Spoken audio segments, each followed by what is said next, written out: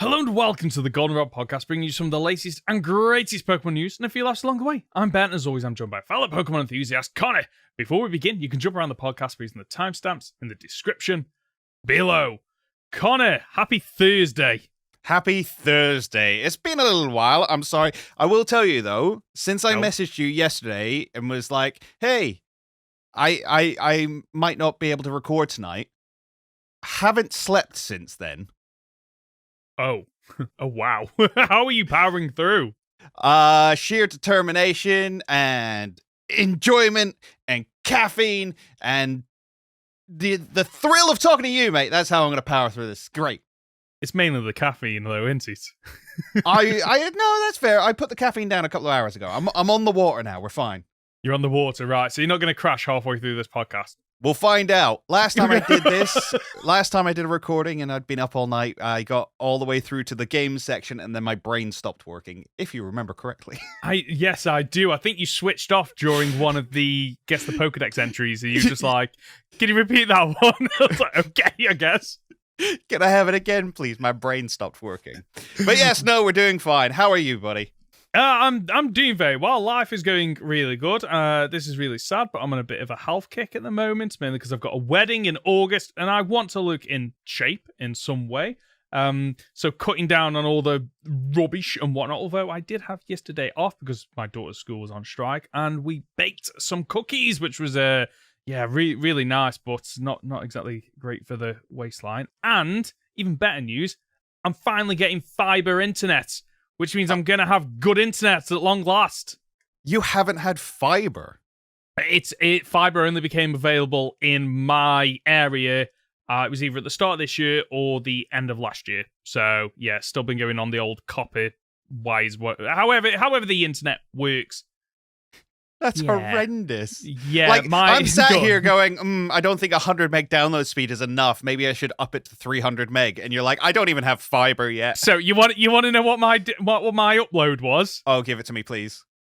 10 upload, and my download was about 34. Pretty much unworkable. Absolutely horrible. I sync up all my files to OneDrive. I did the Cyclozar only video, and I've got loads of recordings for that. They're still uploading to OneDrive.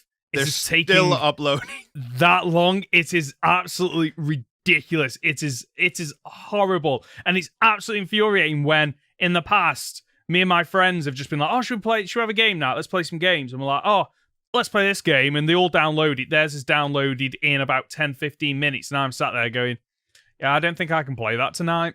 Yeah, I'm back in the 90s where you had to leave it overnight to download things. It's absolutely infuriating that it's taken us this long to get fiber, and they don't install it until start of April, so I've still got a month and a bit to go. But I am so looking forward to having good internet, to be able to just download things in moments, and to be able to have a good enough upload speed that, the delay on YouTube or Twitch, whichever one I stream on, isn't, oh yeah, you're replying to a comment that was sent in about 30 minutes ago. Oh yeah, no, that's the worst one. When you're on normal delay, you feel so disconnected from your chat because they'll say something to you, and then you're busy anyway because you're trying to entertain an audience, and then you look over, you read it, and you're like, I have no idea what you've responded to that I've said 30 seconds ago. Yeah. I have no context for this. This is not a conversation. Yeah, pretty much, yeah. It is basically just shouting at people while you're streaming, and then occasionally someone might, comment something that might make sense, because some people don't even, when they're in the live stream and they're in the chat, if they're like me, and my experience is that, there's no context to what they're saying. So they could be replying or saying something about something that happened on screen, and that long has gone by. You just forget what it could have been about. And you just kind of, do I just ignore this? Or do I accept that I don't know what they're talking about and acknowledge it and feel a little bit rude, unfortunately. So I can't wait to get some good internet connection.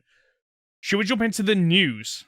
Let's jump into the news. It was indeed Pokemon Day this week, and we did indeed get a Pokemon Presents, just like we told you we would. And it was all right. Yeah. I've heard a lot of people say it was like the worst Pokemon Presents. Okay. Like people really didn't like it. Okay. So I can understand where people are coming from. I'm not going to lie. When I watched it, I was, I think, disappointed to start with, because after the discussion we had a couple of weeks back when we were talking about, based on all the previous Pokemon Presents on Pokemon Day we've had, all the information that gets released, we're probably going to get a lot of new, games, movies, anime, whatever it might be. And we didn't. Well, we did. Well, sorry. What I need to clarify that. I went into that expecting them to announce future games. And we didn't. But I'm happy about that.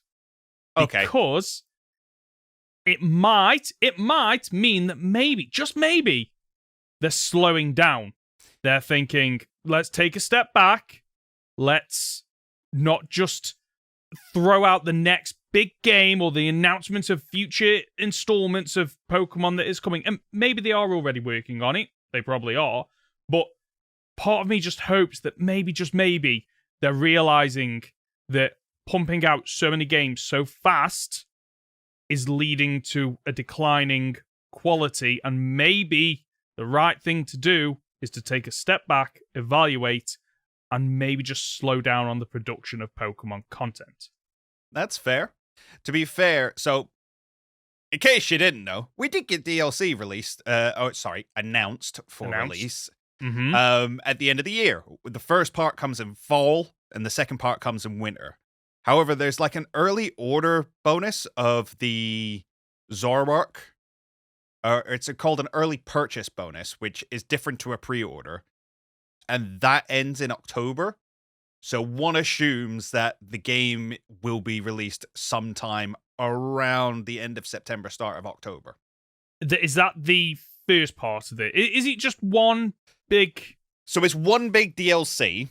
So it's all under the header of the Treasures of Area Zero. Yep. But within that, there is Part 1, the Teal Mask, and Part 2, Indigo Disc, which will be released separately. But so you buy one thing. Oh, so it is like the Sword and Shield DLC. You buy the whole thing, and then you get it delivered in 2 parts. So yes, however, it's kind of implied, or at least the way they've pitched it at the moment, is that these are 2 parts of one story. That's a brave decision, I think. Yeah. So, to break it down, we already know that Carmine and Kieran, which are 2 new characters that are going to be introduced in the DLC. We see them first in the Teal Mask poster. They're introduced to us there. And then they're shown again in the sort of poster. I'm going to call it a poster. The poster that we've seen for Indigo Disc. So they apparently live in... I get this name wrong all the time. I've literally just recorded a video where I had to say this village's name over and over and over again. It drives me insane. Kitakami. The village of Kitakami is where they live, but they go to school at Blueberry Academy, which is where the 2 DLCs are going to be taking place. Which is a whole, thing, because... do you know how we've said before that the Pokemon anime often asks more questions than it answers? Yes. That's how I feel about this DLC. In fact, that's how I feel about this Presents. It brought up so many more questions than it actually answered. We're getting DLC where we leave Paldea. We haven't even finished Paldea yet. Yeah, I get that. The turtle that is the 3rd legendary was revealed to us is called Terapagos, and that's cool, but why is it being released in the 2nd DLC where we're going to Blueberry Academy? Is there going to be more at home? Is there going to be stuff in Paldea and stuff outside of Paldea? If so, that's cool.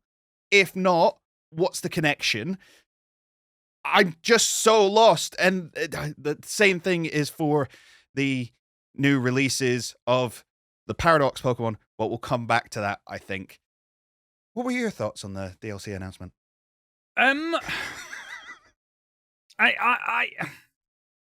It didn't reveal it was light on details. I think it was more the case of look at all these new Pokemon. Look at all these new Pokemon that are coming out, because we got the release of the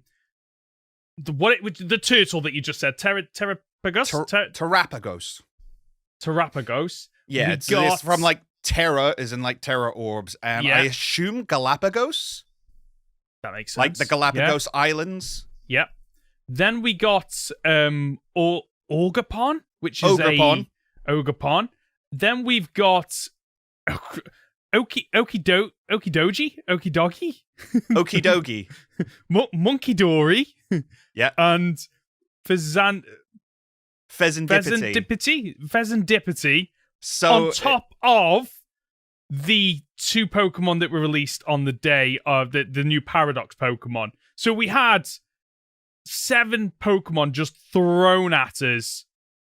And that's what I took away from the presentation more than I did the actual, this is kind of what you are expected to be doing in these pieces of DLC, because they were quite light on the information. But thinking back, when they announced the Isle of Armor and the Crown Tundra, they were also very light on information. It seems to be that's how they like to market these games and almost let it build up. However, whereas in that we got the I think the announcement of the 3 Galarian birds and I believe Slowpoke's evolution. There wasn't we didn't even really get them announced. They were kind of illustrations, weren't they? Yeah, and I think the Slow King was like half covered up. That was it. So like they've obviously gone, okay, that kind of worked last time. Let's just focus more on the Pokemon. But where is the Pokemon from Sword and Shield's like announcement were just, they're just regional forms. Isn't that great? These Pokemon, at least Terrapagos, however you pronounce it, like, that to me just doesn't look like a regional form. It's not. It looks like, okay, this Pokemon surely ties into the story as a whole, right? Of not just the DLC, but Scarlet and Violet. That's what I'm getting from this Pokemon. Yeah, I mean, the leading theory at the moment is that is the 3rd legendary we've been talking about for so long. That is the source of terrestrialization. You can see that by, like, all the types are shown on its back and its, like, crystal shell. We've got Heath's book, where he talks about running into a disc Pokemon, hexagonal shells and stuff like that. So this is the legendary we've been looking for that's a source of terrestrialization, which is why it's confusing that it's being introduced in the same DLC as a different academy. I think that's what threw me off, is like we're just leaving Paldea for the DLC. Like, because it's overall it's called, what was it? The Secrets of Area Zero? Treasures of Area Zero. Treasures of Area Zero. So, like, this Pokemon, I expected it to be in Area Zero. Yeah. Like, it's like, the only thing I can think of is that, you know, Area Zero is done, is you know, in terms of exploration, but the effects of Area Zero are not complete in terms of story. And while we might be going to other areas in the DLC, they will still tie in with all the backstory of Area Zero that we got in Scarlet and Violet. That's what I'm thinking. That. I'm still like, I did expect one of the 2 pieces of DLC for us to leave the main island of Paldea. Like, I just expected it because that's what we got with Sword and Shield. But I expected one of them to be, Area Zero. We've been digging down there and we've opened up a cave that leads into a new area with Pokemon that aren't on the main island. Can you go in and explore it for us. That's what I expected. I expected a bit more information. Like, I expected that to be announced, and I expected it to be, like part of the marketing, I guess, of this is what you're going to be doing. To be fair, there is a long time left. There is. We will probably not get much more information until the summer now, but that gives them all summer to just drip feed us information like they were doing. I mean, let's not forget that the Gen 9 marketing wasn't very forthcoming the whole way through. Oh, no. So I as I say, I have a lot of questions. I'm going to pick it up. Are you going to try and pick it up early? No, I'm gonna wait till the last possible minute to get it, I think. Are you gonna miss out on your Hisuian Zoroark and your fancy new clothes? I really couldn't care less. That's fair. So the clothes don't do anything for me. Because like, and the reason why is they are in this game, and then when Generation 10 comes out, you can't transfer them, you can't use them. They're just lost. There's no benefit there to me long term. And the Hisuian Zoroark, I'm pretty sure I will be able to move about via home in the future. So there is no benefit to me just going out my way to get these as soon as possible. And to be quite honest with you, with the way I was burnt with Scarlet and Violet of pre-ordering that and being disappointed and telling people on the podcast in real life, don't pre-order stuff, don't pay for stuff until you can read the reviews. Yeah, I'm going to take my own advice. I probably will end up buying it on day one, to be quite honest with you, and downloading it within 5 minutes from my fancy new internet connection. But yeah, I want to take my time. I want to read the reviews. I want to see if it does offer anything that does entice me and excite me and get me back into that.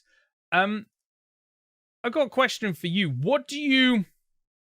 Like, the fact that the first part is scheduled to come out later on this year. Part 2 hasn't been announced when, but do you think that's likely to be the beginning of 2024?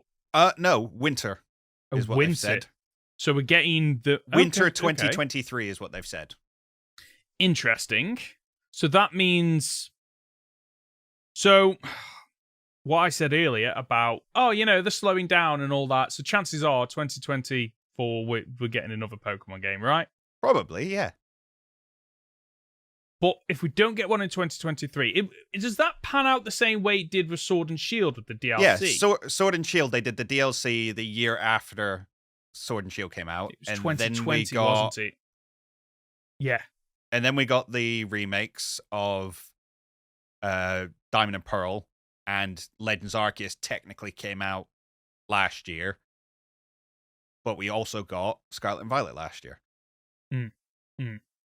I'm hoping they slow down, and whether or not this, part of me thinks that the presentation they didn't want to go overkill on the Switch games.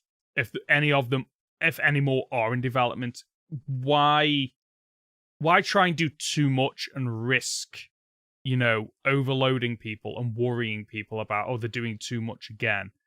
And I think that is probably why some people are disappointed. I mean, the thing is, I read a very good tweet, which was all the people saying that it's taking forever or it's going to be a long wait until like autumn to get new content are also the same people complaining about the buggy state of the game. Yeah. Which I was like, that's a very good point.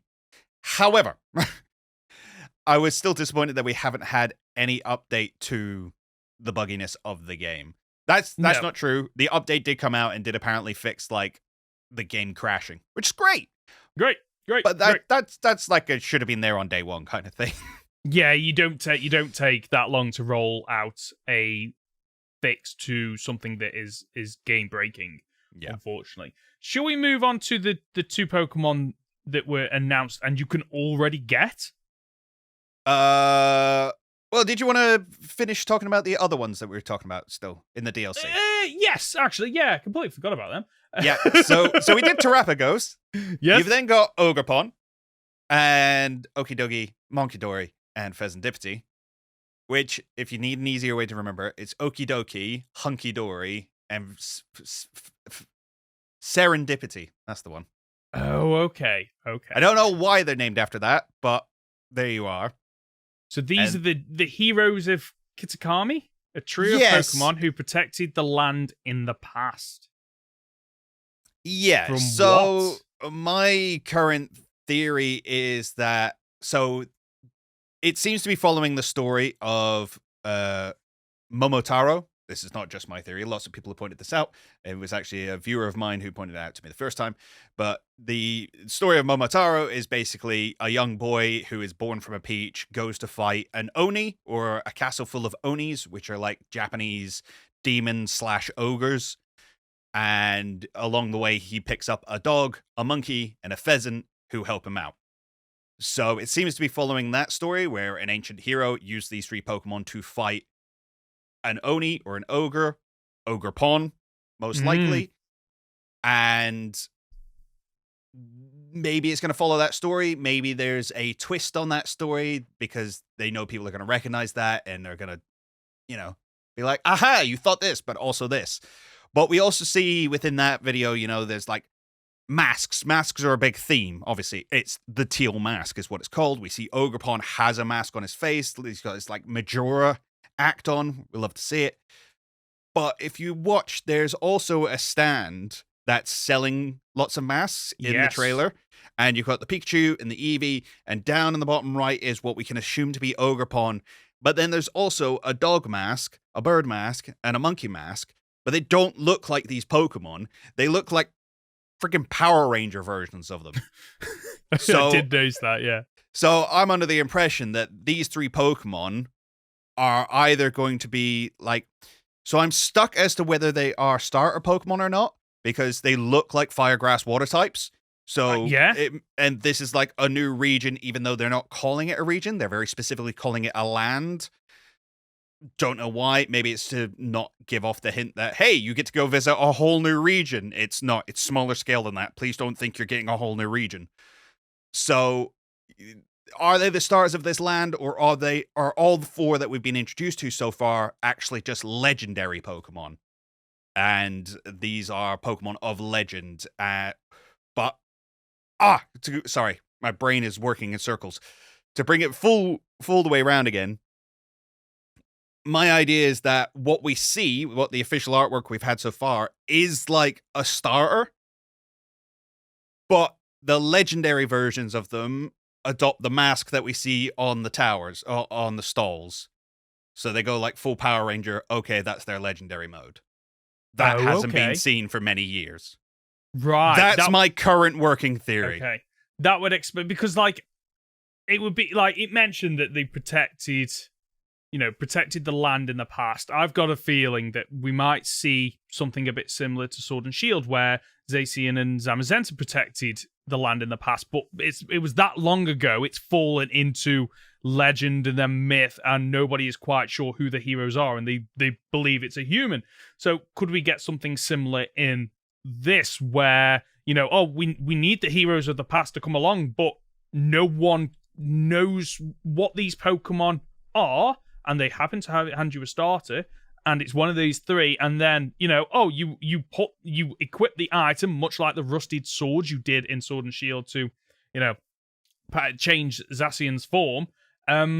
Like they could do something quite similar. And part of the reason I'm, I guess, leaning towards what you're saying is the fact that there is an element between all 3 of these that is recurring, and it's that like pinky purple kind of circle bow, for lack of a better word, that each of them are wearing. Yeah, I don't want to go too much into it because I've literally just like finished editing a video about have you? All of it. Okay. What do you think of their designs? Right. One of the big things that stands out to me, and I know other people have thought this as well, some of the lines on them are a bit too thick. It seems like a really weird thing to point out, but especially on like Monkey Dory around the eyes and Okie Dokie around the mouth. They're really thick lines, and it's... I mean, now that you've mentioned it, we always say this about new Pokemon, but it doesn't feel like a Pokemon. but it's a very different art style to what we usually have Pokemon in. Even though the rest of it isn't. It's an odd one. It's very specifically bugging me. I think that's what's put a lot of people off Monkey Dory, who has very quickly become the internet's favorite kicking bag.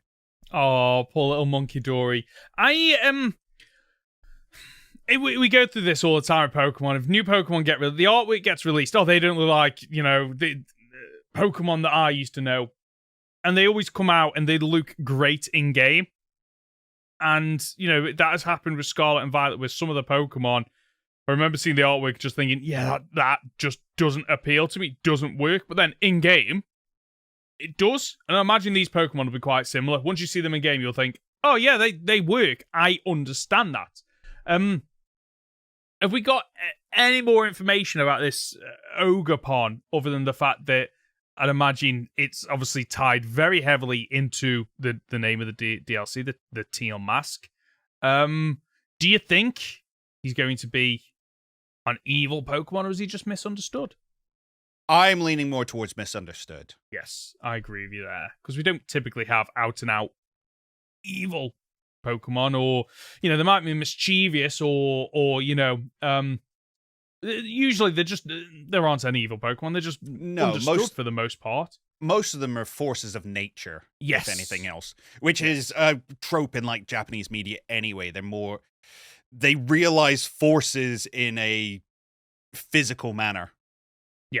If you think Godzilla is the nuclear bomb kind of thing. It's like, how do we take that and represent it as chaos incarnate? Overall, are you excited for the DLC? Long pause. Yeah. Wow. Thinking about it. I'm interested in it. Okay. Yeah. That's my answer. I'm interested in it. Interesting. Okay. Why? What's interesting you about this? Well, so again, there's a lot of stuff going on here. We're getting to go and visit 2 different areas. We're getting a bunch of extra content here. I haven't seen a lot of it yet. I haven't got enough information to be excited, but it has piqued my interest. Yeah. I think, for me, like, with how well they handled the DLC for Sword and Shield, I'm giving them the benefit of the doubt that they'll probably do the same with this. Yeah, I hope so. But I will be waiting longer to purchase the DLC than I did with Sword and Shield, which I went in quite quickly. Won't be doing that again. Should we move? One final question for you. If these 3 are starters, or you get to pick one of them, which one would you go for? Oh, the Pheasantipity is my favorite right now. That's where I'm at. It's just absolutely majestic, and it looks fantastic. And I've always been a bit of a sucker for having to have at least one bird Pokemon in my party, typically, mainly because they are introduced quite early on in most Pokemon games. But in Scarlet and Violet, there wasn't really a flying Pokemon that I lean towards. So you weren't a fan of Kilowattrel? No, not really. That's fair. It's because, and I think the reason why is because I discovered that Pokemon quite late on. Got you. So by that point, I was like, oh, okay, right, I just need it for the Pokedex. I'm not adding this Pokemon and training it. It's just going in the box for now. So a nice flying Pokemon in Scarlet and Violet would really appeal to me. Should we, speaking of designs, should we move on to discussing the 2 new Paradox Pokemon that are now in the game? Raptor Suicune and Robot Virizion. Yes, let's discuss them. So we got the announcement that we're getting Walking Wake, which is a water and dragon type Paradox version of Suicune, and then we have what was the Iron Leaves, which is a grass and psychic type Paradox version of Virizion. Yeah. Yes. So we people knew that we were getting some version of these because there was it was information in the game, wasn't it? It was some of the sketches that you could find. So in the Scarlet and Violet book, there is a page dedicated to a section that says, whilst in Area Zero, we saw lots of these strange creatures that we couldn't even possibly know if they were Pokemon. So my artist used his imagination to come up with one. And this is what he designed. Now, was at the time was seen as a amalgamation of Entei, Suicune, and Raikou. Yes. And in Violet, it was the Swords of Justice. And people were like, oh my god, are we going to get these? Are all Paradox Pokemon imaginary? Is the Turtle Pokemon, the third legendary, actually creating all the Pokemon and no time machine is involved? I still don't know if any of those questions have been answered. People are convinced that, like, it's solved, and that's definitely what's happening here. I'm not sold just yet. But those weren't the Pokemon we got. They were very, very different. Yes. As I alluded to before, instead of getting, like, the legendary beasts joined into one, we got Raptor Suicune. Yes.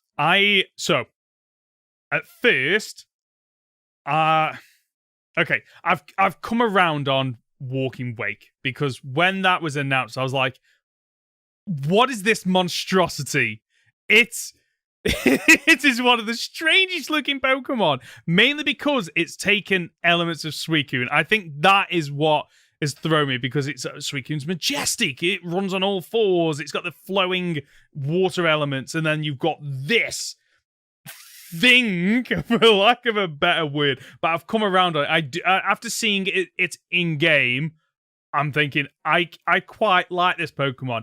And for those people that I have seen complaining that, well, it breaks continuity because Suicune first came around when Ho-Oh revived 3 Pokemon, like, it's in the title. It's a Paradox Pokemon. It's not meant to make sense. I'm okay with this being a version of Suicune. I'm absolutely on board with its design, and I've come around on it. Iron Leaves, however, just bores me. It's too close to what Virizion is. Yeah, like, the coolest thing about it is it has 3 swords to represent the 3 swords of justice. Yeah, and just like because it's a shame, because they've gone, and to be fair, I think this is part of just the design process of the past Paradox forms tend to have a lot more leeway in what they can get away with, whereas the future Paradox forms just feel like, okay, let's take the current form and just make it metallic and maybe change a few things. Yeah, let's make some of its face LED at some point. Yeah, so I'm a little bit disappointed on the design, but I am really happy to just get more Paradox Pokemon, because I really do like, for the most part, the design of them. I think the worst thing for me, and again, this is very much for me, because I like the lore of Pokemon, especially when you're like, this is what Suicune used to look like. Excuse me? They've got no Pokedex entries. That's bizarre.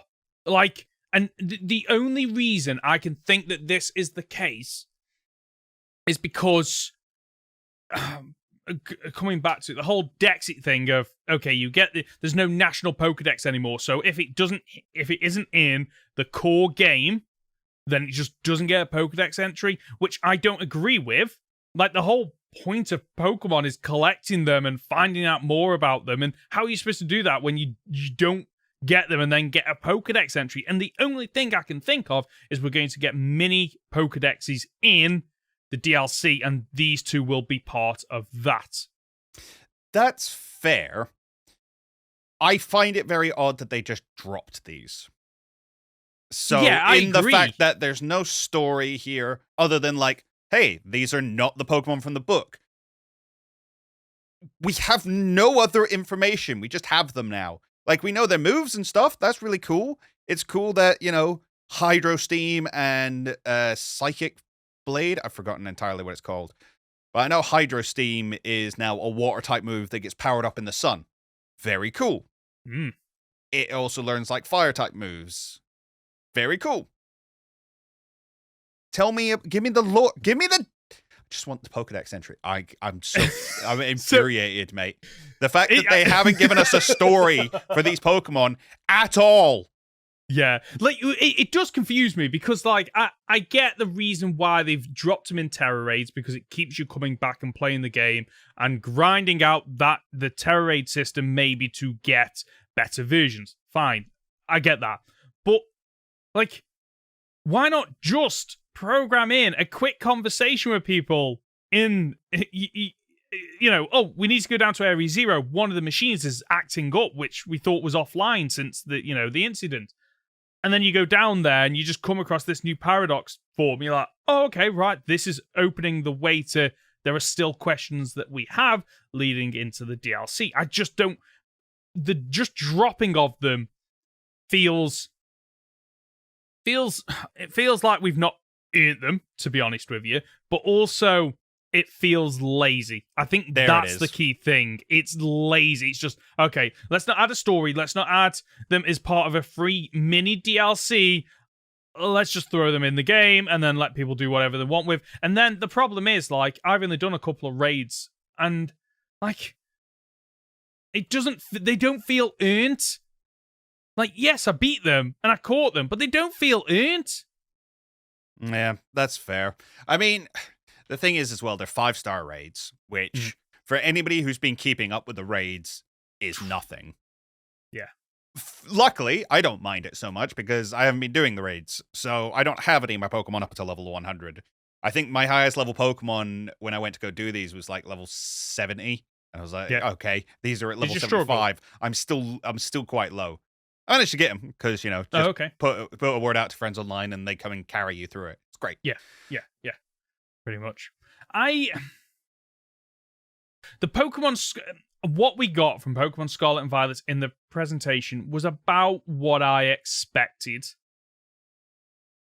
It just seems a little bit strange how they've gone about releasing the information. Yeah, they've announced a lot, but not a lot about what they've announced. Yeah, it's really bizarre, and I don't get why Scarlet, dropping... The only thing I can think of is dropping these two Pokemon in the raids was a way to kind of maybe bring people back into the game who were frustrated by the raids because of the mechanics around them. Mm-hmm. And, oh, look, yeah, we patched a load of the bugs that were in the Terror Raid system, and you can get these two new Pokemon in the Terror Raid system, so jump in, and then you'll see that the Terror Raid system is fixed, and there's no issues with it.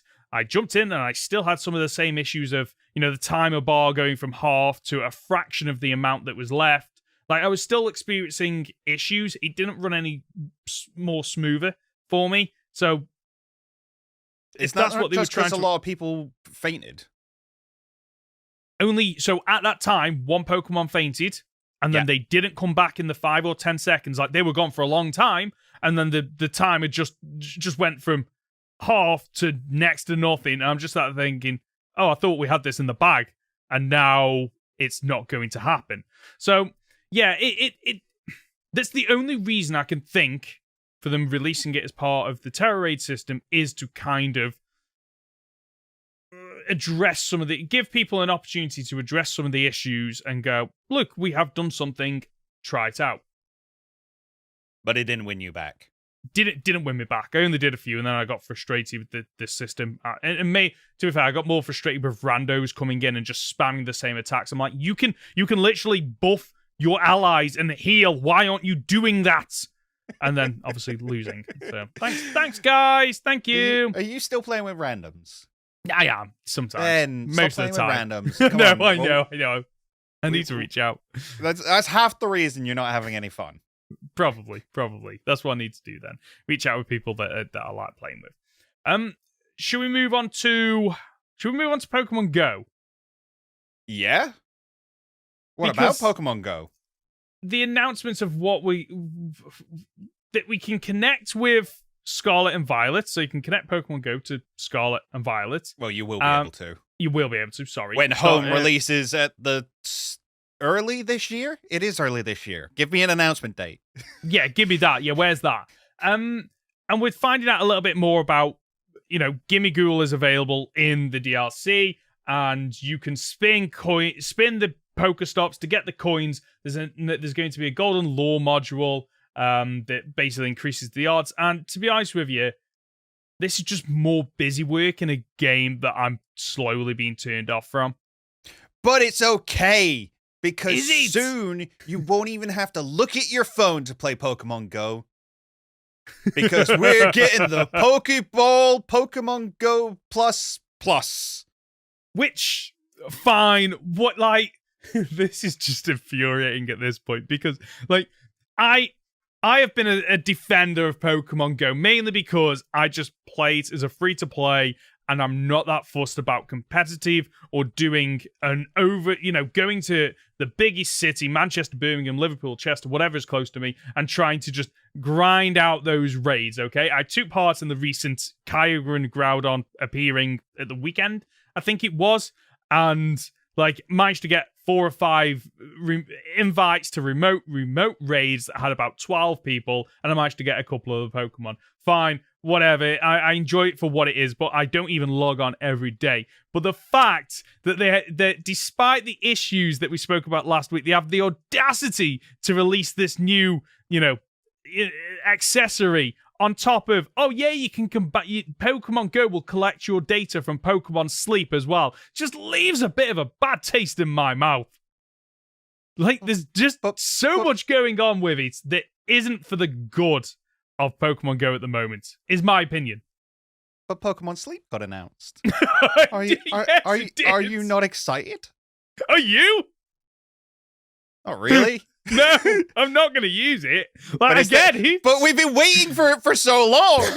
Maybe that's part of the marketing, is that like, they announce it and everyone's like, I'm never going to use this. And then you just keep it quiet and people start to go, I really want Pokemon Sleep. I really need it now. And then you let it build. You build it and build it and build this anticipation until people finally break and they go, I need Pokemon Sleep. And they go, yeah, you can have Pokemon Sleep, but it's going to tie in with Pokemon Go. So apparently we can collect your sleeping data for whatever reason they're collecting it. I hadn't even thought of it like that.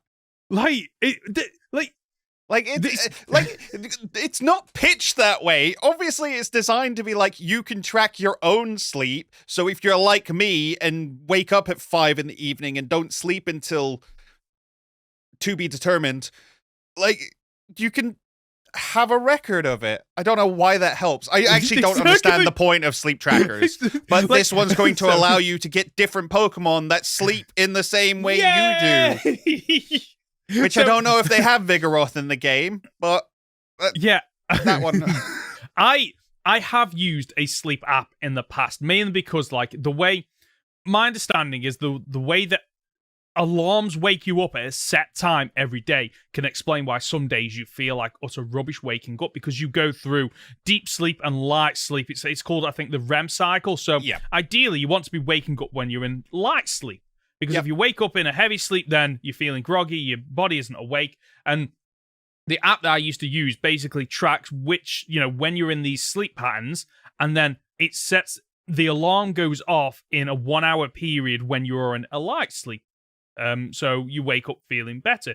You know what? It worked. It was absolutely fantastic. Doesn't work now that I'm out of university and I have a 9-to-5 job that I have to go to. So Pokemon Sleep, to me, isn't going to fulfill any need. It doesn't appeal to me. If it appeals to other people, absolutely fantastic. And I want to know, like, when it comes out, I want to know, is it good? Is it enjoyable? What do you get from it? What are the benefits? This isn't for me.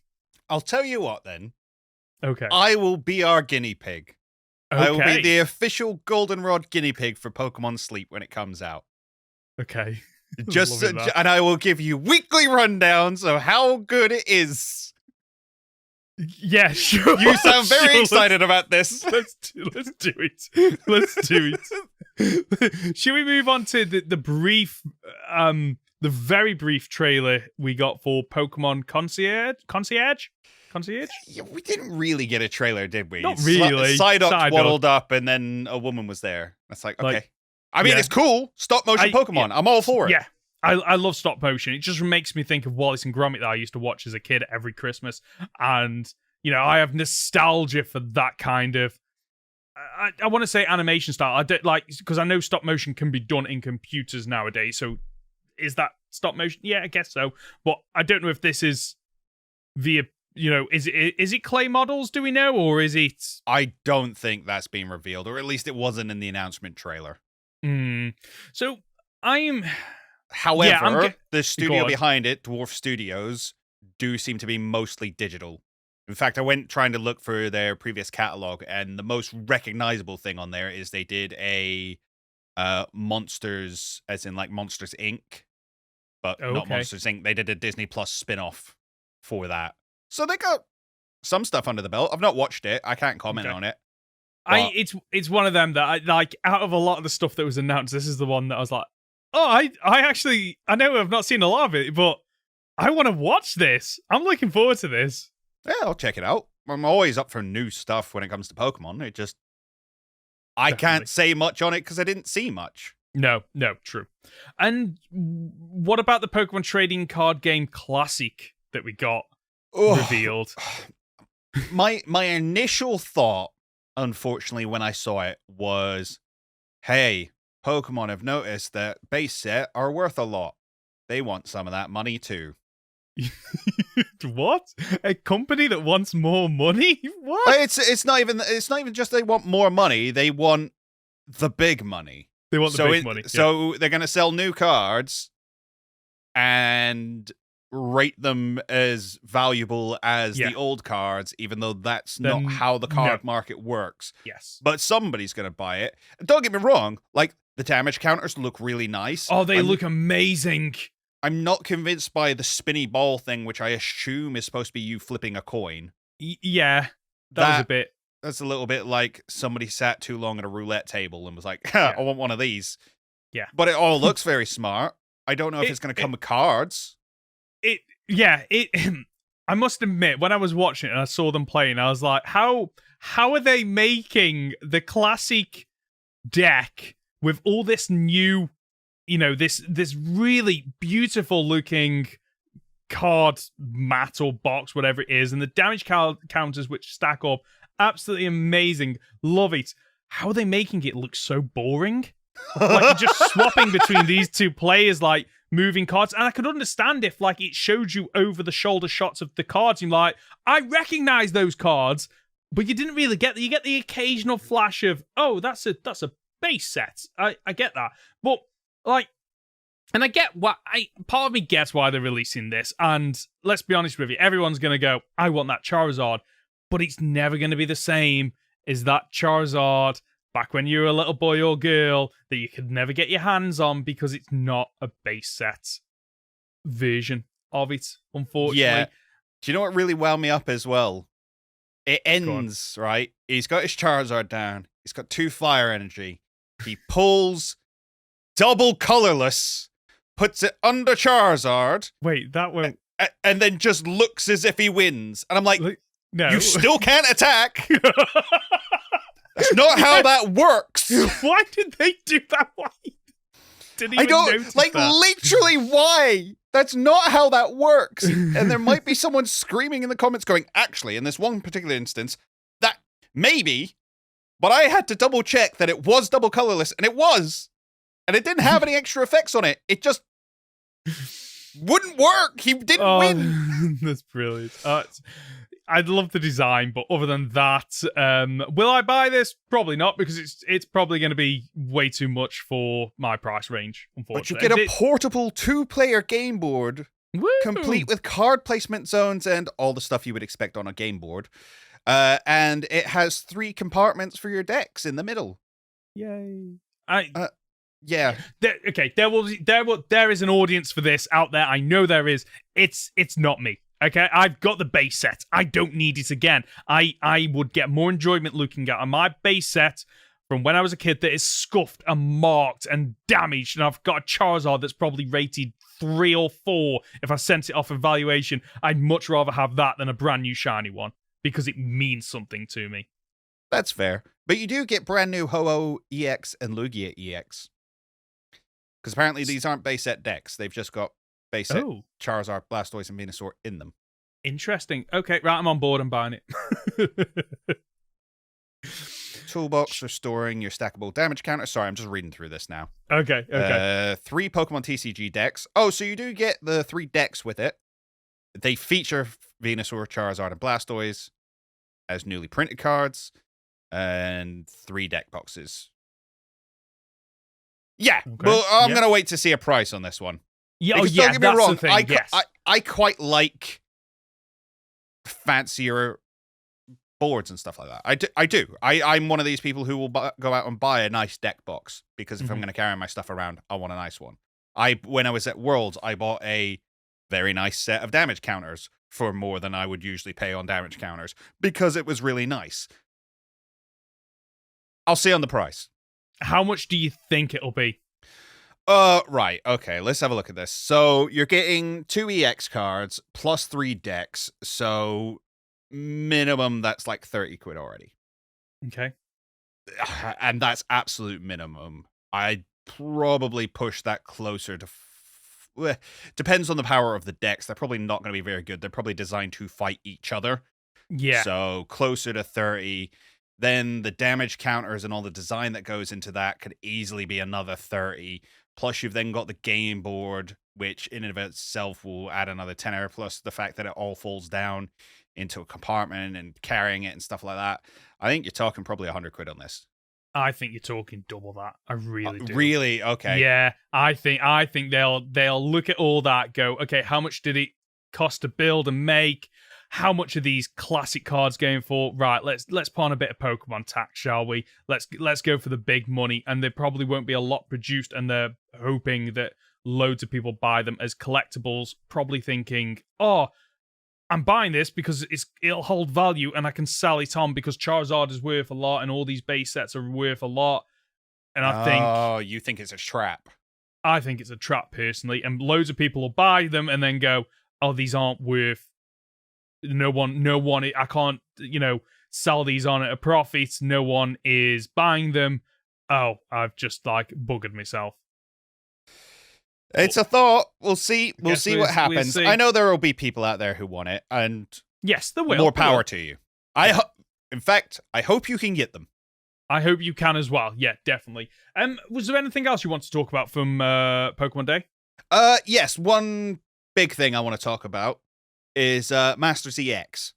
Not the game. You're the only one who plays the game. But I want to talk about the voice acting. I want to talk about the voice acting in that freaking trailer. And how everybody sounded fine. Until any of the British characters showed up. Yes. Oh my god. So, funnily enough, we'll talk about this. We'll talk about it now because in Ultimate Journeys this week we get introduced to Marnie. And I remember just seeing her talk and thinking, oh, that's what a normal voice actor sounds like. Marnie amazing. Marnie in Masters EX. Horrendous. It's the boys. It's Leon and Hop that drove me insane. Bede I was kind of on the fence with. But I don't know what they were going for with those two. And it just completely threw me off. I have no idea what was announced.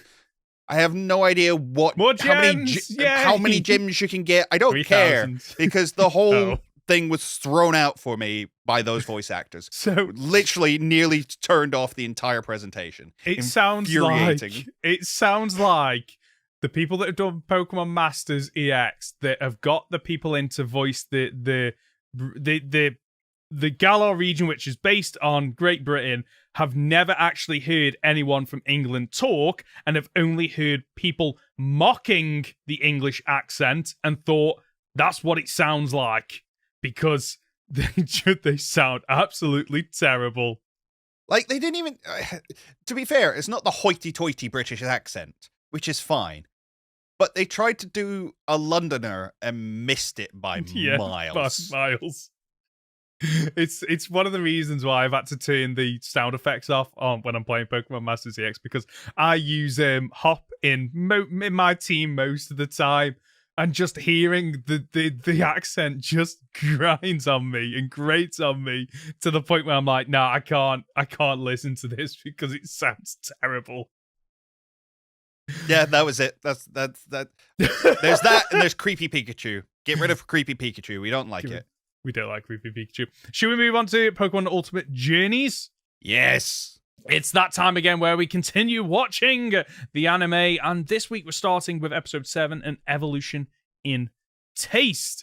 I bet you never thought we would be getting a sequel to the Slow King episode last series? Never thought or sincerely hoped. This is so, yeah. So, for those that don't know, last season we got an episode that was, or was it half an episode? It was half an episode. It was one of those episode. 2 episodes.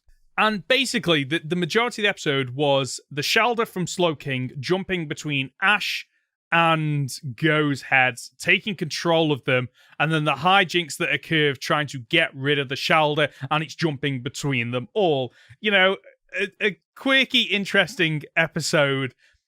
This now we get a full episode of Slowpokes, Slowbros, and Slow Kings. I wish we didn't. Yeah, at first, I honestly thought we were going to get some kind of gang war between the regular versions and the Galarian versions, because Galarian Slow King uses its amazing psychic abilities to move an entire island to the island where Ash and Go are. Slowpoke Island is the name of it. Very original naming there. Simply because Go wants to catch a Slowpoke, so they've come all the way out to Slowpoke Island. They're relaxing and enjoying themselves, and we're just—it's all set up for a rap battle. Yeah, between the Slow Kings, and that's about it. There's not like I've not got very. It's a 20-minute episode, and I've hardly got any notes because not a lot happens. Do you know what? I've got loads of notes on this one. Go on. Because I was really enjoying it, because I was like, oh no, Slowpoke Island, not again. And then like the song kicks in at the beginning, like the Jamaican rhythm song, and I'm like, all right, actually that's quite nice. And then you see Ash immediately, or the Pokemon go over and they immediately get in the mood with the Slowpoke, and then Ash does it, and Go needs some convincing. I'm like, yeah, because Ash just picks up on the energy, and Go still needs convincing because he's like still worried about what people think, even though he shouldn't be, because it's all about matching energy, and that's what Ash is really good at.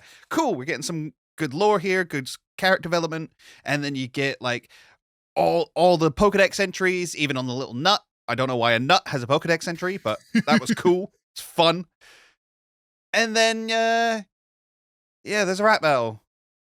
So I think this explains why they didn't add voice acting to Scarlet and Violet, because there's a rap battle in that, and I just don't think they can do it. Oh god, there is. Which is a shame, because Rhyme's rap battle is absolutely amazing. The lyrics she spits out are fantastic. This one, not so much. They're rapping about which is better, curry or noodles. And what's the answer? Both. Both is good. You combine them together and you just have curry noodle soup, and it's apparently amazing.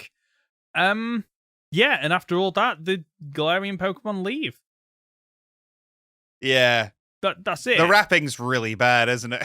Yeah, the rapping is the one thing I took away from it, because I was just there going, this isn't even a good rap. It was an interesting episode. It didn't need the full. If this had been half an episode like last time, I feel like I could have enjoyed it more, because it didn't would feel have like skipped the rap battle at the end. Yeah, maybe. Yeah, it just felt like there was a lot of padding in this, because, and I don't get why. I just don't get it. But it was interesting, to say the least. There is literally a point where I had to stop and rewind it, because I was like, yeah, I literally didn't take that in. My brain just stopped working. This episode turned me off. Yeah, it's slow. It's been around Slowpoke. That's the problem. It breaks the fourth wall. Should we move on to episode 8, Out of Their Elements, which is a Chloe episode. So, Ash, Go, and Chloe are the luckiest people in the world, because they've won a raffle to go to a circus. Not to spectate, though. No. To perform. Like, who wins a competition to go and perform at a circus? Anyway, while we're there, we get to meet 2 of the performers who both have EVs, who are both planning to evolve their EVs into basically the forms for their act. So one of the performers wants to evolve theirs into a Jolteon, the other one wants to evolve theirs into a Flareon, and after a massive mix-up, they accidentally evolved them into the opposite forms that they didn't want. Which, like, I'm sorry, but that is really scary to think about. What? The fact that... I love you, Eevee. You're amazing. And one day we're going to evolve you into a Jolteon. Jolteon's all... Eevee's all for it. Like, oh, this is going to be amazing. And then it evolves into a different form. Just the fact that you're thinking you're going to become one thing and you don't. And you don't have a say in it. And you don't get to take it back. Okay, I see what you're saying. Like, for Eevee... It's never presented as that. No, it's not. You're right. The Eevees do just, like, accept who they are immediately. They do. Yes. Sorry, I'm trying to think of, like, deeper meaning to this episode now. And I'm like, Is there? That's the thing. Because what then happens is that the performers attempt to train with the other person's evolution, and it's just not working because obviously they haven't got the bond with that Pokemon that they're trying to do. So the Pokemon decides to create a brand new show as they care for the performers so much, and with the help of Ash, Go, and Chloe, they overcome the issues, they put on a performance, and the performers come to accept the Mons, the evolutions, even though those aren't the Mons they were originally planning to get. I don't know if there is a deeper meaning. This almost feels to me like we said before, Pokemon bringing up things and then not wanting to address them fully. Yeah. Here's the issue I had with this episode, right? Other than the fact that, God, the animation really suffers here. Mm-hmm. Like, it's really bad. They first walk into the circus, and, like, the background image is entirely still, and it's not very good. Oh, I didn't notice that. Like, it's really poorly. And, you know, the whole thing is building up to this Livewire act, which equates to those two just swinging. Yeah, there wasn't like they much don't to do it, any was flips, they don't jump across to each other, they just swing. I'm Yeah. like, okay, that was a lot of build up to nothing. And I get that again, it pays off. We were really worried that the animation was just going to suffer all the way through this. No, next episode when they have a battle, God, the animation is gorgeous. Yes. But this one really suffers for it. Yeah. Now here's the thing I had with this episode, right? So you have these Eevees who you're rehearsing with. And your plan is to evolve them so that they can use their moves in your show. How have you been rehearsing if the Eevee can't do the thing you need it to do? That's and a if good you point. were rehearsing and with the Eevee and it was just fine, it doesn't matter what it evolves into because it didn't need the move anyway. Yeah, I never thought about that. Also, if we're going to personalize these Pokemon so much that we're like, no, not only can they be upset when their trainers are like not treating them very well, or at least have an opinion that their trainers aren't treating them very well, and be a live wire performer, then they should be good at their job and realize that, no, sometimes you need to work with people you don't particularly like. That's what is best for the performance. Because I sat down and I had a piece of paper in my hand. I was like, well, how could they work this out? Either they could go over there and they could both learn entirely new acts, or they could do what they come up with here, which is come up with an entirely new act together, or they could just swap Pokemon and the Pokemon could learn a new act. It's literally the least harmful outcome. Logically speaking, of course, when it comes to a Pokemon, it's all about emotion. And that's what wins over in this episode. And everybody comes away happier. And Electric Boy learns to love fire Pokemon. And Fire Girl learns to love electric Pokemon. And isn't it wonderful? It's a children's show. I shouldn't be getting too wound up about it. but we do get one carryover. They hand Chloe a Thunderstone and a Firestone for when she makes a decision, which is probably never going to come back. Which is probably never. She's never going to make that decision. Should we move on to the episode that I think we both really want to talk about? Yes! We have Ash versus Marnie. Sorry, you can say the name now. Battling turned up to 11. And, before this episode starts off with a recap of Ash's current journey, so you already know that it is a Ash-centric episode. Chances are he is battling someone big, and we finally, after 3 seasons, get to see Marnie in Galar. And not even just Marnie. We get to see Piers as well. It's a really good episode. I will say Piers' song is not great. I can see why nobody was there. Yeah, I can understand. And he comes across a bit rude to start with, doesn't he? Which isn't how I envisioned him in the games. He's very much like he's almost like he doesn't care what other people think, and he's just happy to just do his own thing. And he doesn't come across like that. He comes across as a bit rude. However, like that's mainly because Ash interrupts the performance, because Ash has ended up at the wrong place as a result of the directions that Team Yell gives them. And I love that, because they're not a bad team, they're just hooligans. They care about one thing and one thing only, and that's Marnie. That's all they care about. And I love the fact that is a carryover from the games. So Piers, because he understands like, oh, Ash needs to get there, gets on a bike, and how lucky that he has an adorable hat big enough for Pikachu. Like, just absolutely adorable. And I did love the moment where it shows them driving and then a car passes by them really slowly. That smash cut actually got me. I was in bits. It's just not what you expect. Revving up this big hog that he's got. It's like, yeah, Piers, dark type gym leader, we're gonna drive very carefully on the motorway and be passed over by an old man and a child in the back licking a lollipop, just looking at you, wondering what you've done wrong with your life. Yeah, amazing. Actually amazing. Somebody had a very creative thought and was like, I'm going to execute this perfectly. And I'm glad they did, because it went really well. So all that happens in the first 7 minutes. So we only have then 13 minutes left for the battle. And my thought was, oh, this is a 2-parter. Well, no, because it was a 1v1. Exactly, but that's what I don't understand is you're having a 1v1 in the country's biggest stadium when these two trainers are so high in the rankings. Like, why was the battle against B? Why did they get to use 3 Pokemon? Was it? Yeah. And this one you use 1v1. And obviously the answer is because B was more important to Ash's story than Marnie is. I guess, yeah.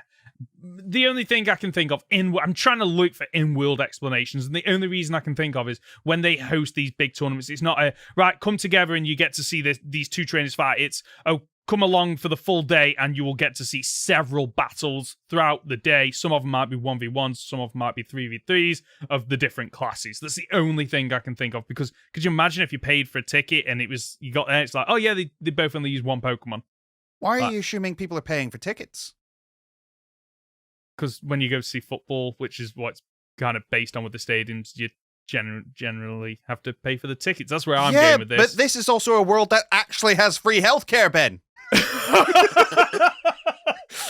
And it works. And it's fast. It's not even free healthcare just for the people. It's healthcare for the pets. It's free vet care.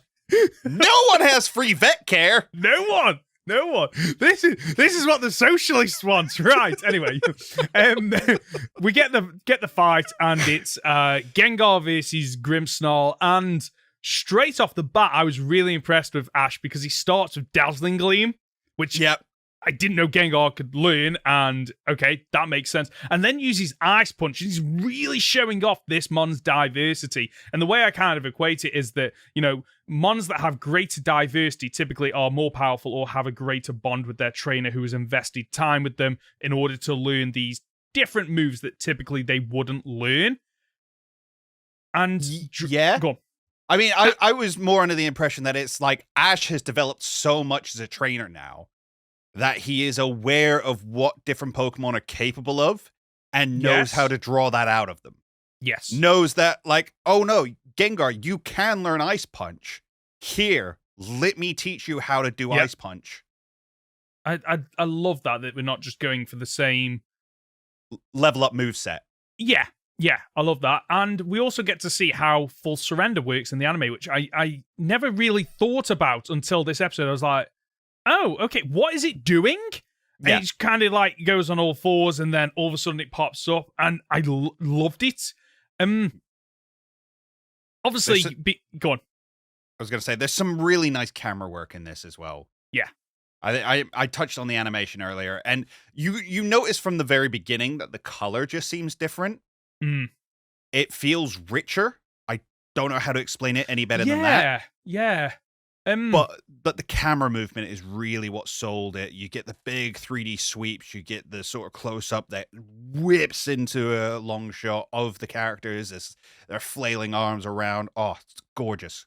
It is, Love and it does, like, I think we spoke about this in a recent episode. It does almost seem like some of the episodes are a lot more lighter on those fancy shots because they are investing their time in the big set piece moments, which fine. If you have to make sacrifices in some episodes to make the actual battles, which is what Pokemon is about, then fair enough. And it does reassure me that despite them saying that they were overworked, that the final episodes, which are going to obviously be Ash versus Leon, we are going to get some great quality animation.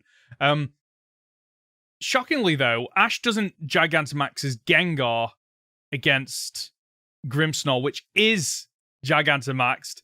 And Gengar, the animation of it taking that G-Max ooze, where it's just like defending G-Max against snooze. G-Max snooze was it? I thought it was ooze. Yes, because I heard ooze as well. But no, it's G-Max snooze, which is why it does the whole thing afterwards where it has to try and stay awake.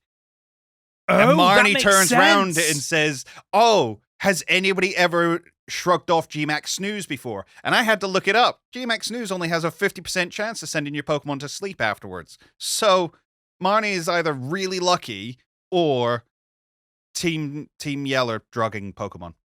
Apparently, so I wouldn't put it past them, to be quite I wouldn't put it honest. past them. No. So Ash doesn't Gigantamax, but obviously what I like about this is that in the games, you have a 3-turn limit on Gigantamaxing or Dynamaxing.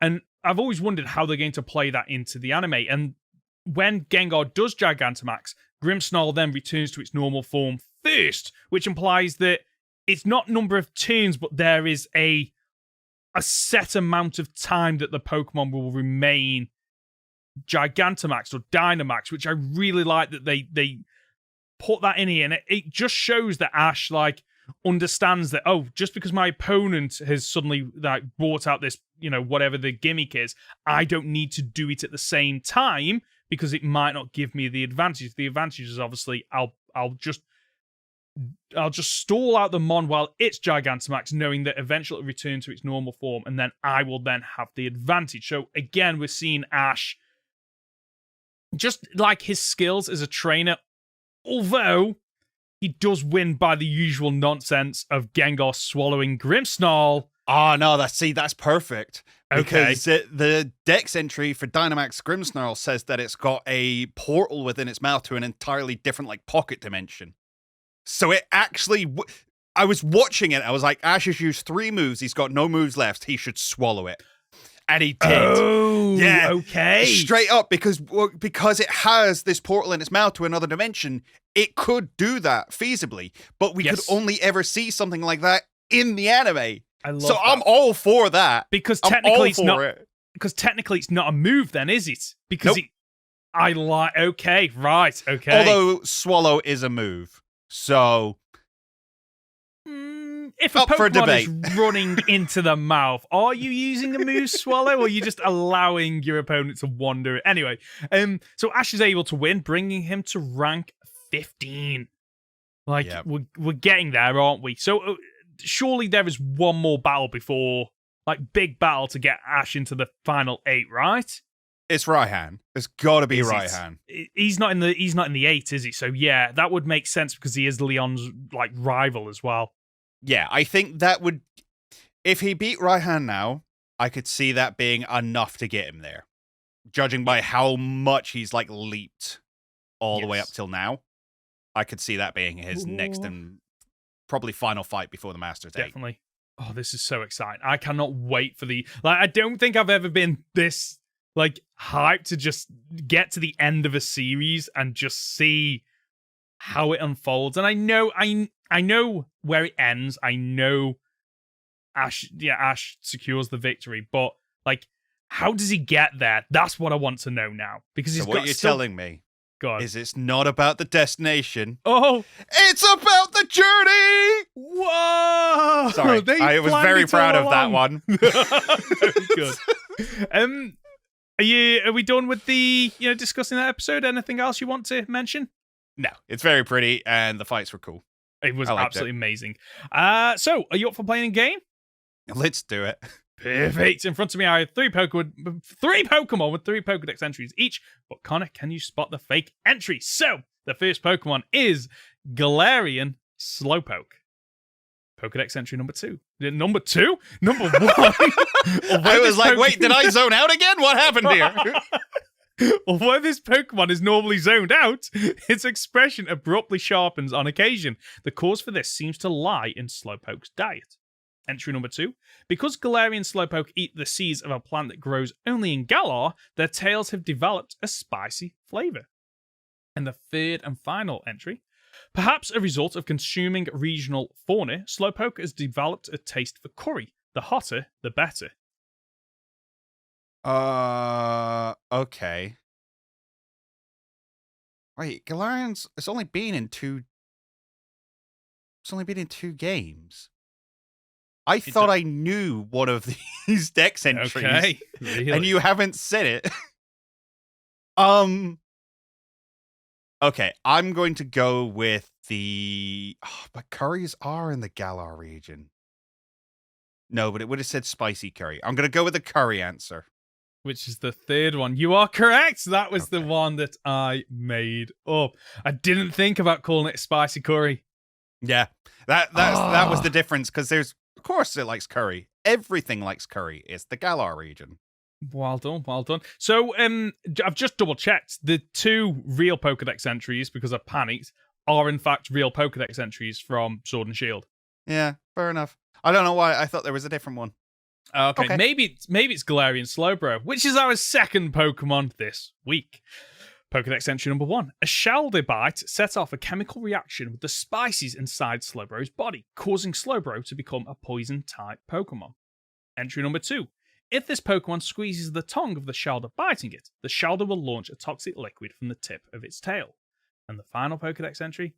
Slowbro will occasionally return to its senses and attempt to remove Shalder from its arm. Unfortunately, it gets distracted easily and forgets. That third one. Okay. It is. So the second one was actually in the show as a Pokedex entry. Yeah. And the first one, I think, was one of the first things I learned about it. That it's the spices that are reacting with the Shelder. Well done, yeah. So that's 2 out of 2 so far. Are you ready for the third and final one? Is it Galarian Slowking? It is Galarian Slowking. Yeah! Okay.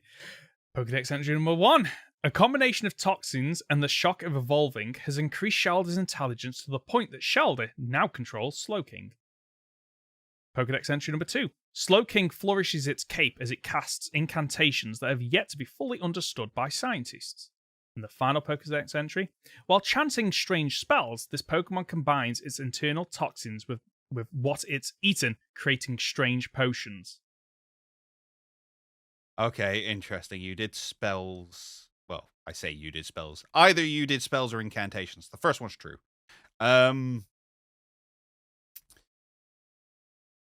Interesting. I'm going to say... Oh, this is for all the marbles. It is. I don't think it makes potions, so the third one is not true.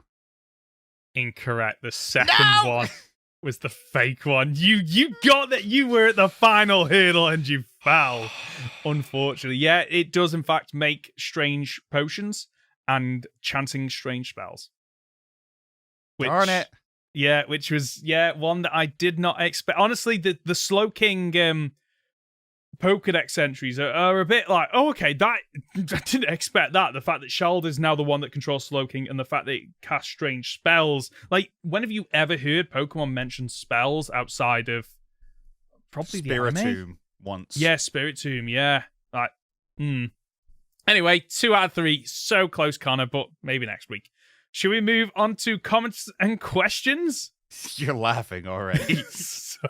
So the question we've got so this week, courtesy of Tony on YouTube. Since I just saw the movie Cocaine Bear, fun, funny, ridiculous movie, which of the bear Pokemon introduced would you be most terrified of if they went on a substance-induced rampage? And which Pokécity would you choose to wreck to ruins? Have you got an answer? It's Cubchoo, because he clearly snorting stuff all the time with that big booger coming out of his nose. So you know he's a fiend. And he grows up a fiend, which means by the time he's a big scary bear tick, it's a severe problem. Yes. One that his family and friends have given up helping him with. And now the bear has gotten out of control. Bear tick. If bear tick is on a cocaine rampage, then he has already had far more than would put down your average bear. Wouldn't want to mess with it. Which city would you introduce it to? Let's think. What's an ice city? What's a very cold? Candace's. Yeah. Candace's city. There you go. It can go terrorize her. Okay. I love that. So I have chosen I always butcher the pronunciation of this. Urshifu, I believe. Mainly because it's a bear that already knows how to fight. Like, yep. What is more scary? Like a bear that's just a bear, like just claws and teeth. You're probably thinking, okay, there's enough people in this city. I can probably hedge my bets and get away from it, knowing that I'm safe. But Urshifu, the fact that it can probably just break down doors using its fists and kicks, and I don't want to come across this while it is just, it's coked up to the gills on whatever. And in terms of where I'm going to drop it off, I'm going to drop it off in Saffron City. Because you can get the version that's dark fighting, is that correct? Yep. So Sabrina's Pokemon, useless. The fighting type gym would probably come in thinking, oh, we've got this. It's an Urshifu. We've got this. Not realizing that it is, in fact, cocaine induced. It would just go on a rampage. It's a big city, so maximum damage as well. And the fact that it can go north, south, east, or west to go to another area means that, the authorities are going to struggle tracking this Pokemon. It is going to be all over the place for maximum carnage. That's our question for this week. Yep. If you've got a comment or a question, you can reach us by leaving a comment on our podcast on YouTube, by emailing goldenrodpod@gmail.com, by leaving it on our Discord channel, or by using the hashtag goldenrodpod on Twitter.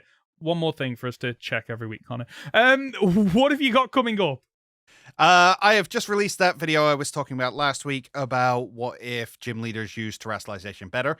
But I have also been up for the last 2 days editing a video in response to the Pokemon Presents about the first DLC, about these 4 new Pokemon that we got, their inspirations, what that could mean for the story of the game, the lore breakdown. Everything is there. Wow. I'm exhausted, but I'm going to get this one out. I'm really looking forward to that. In terms of what I'm working on, I've just launched a new series on my channel, which has been doing really well, actually. Pokemon Emerald Crest, which is a ROM hack of Pokemon Emerald that brings a butt ton of quality of life improvements, including physical, special split, fairy types, Pokemon and moves and abilities up to Generation 8 in Pokemon Emerald, and random boss fights, which have, I've made the mistake of running into a Sableye, a level 35 Sableye when I was about level 17, and because it's randomized, it was a Vespiquen, which can obviously heal its health. So yeah, it goes as well as you'd probably expect. And that's the show for this week. If you've gotten this far, you're just a top dollar, aren't you? Conor, where can we find you? You can find me on my YouTube channel at Captain Fidget, or on Twitter at CapFidget. And I'm Ben. You can find me as Professor Hoenn Gaming on YouTube and Professor Hoenn on Twitter and Twitch. As for the Goldenrod Podcast, you can find us on the usual platforms. Search for Goldenrod Podcast on YouTube or on your usual podcast app. Leave a like on YouTube or a 5-star review if you're listening as a podcast. We'll be back next Friday for another week of Pokemon podcast content. See ya!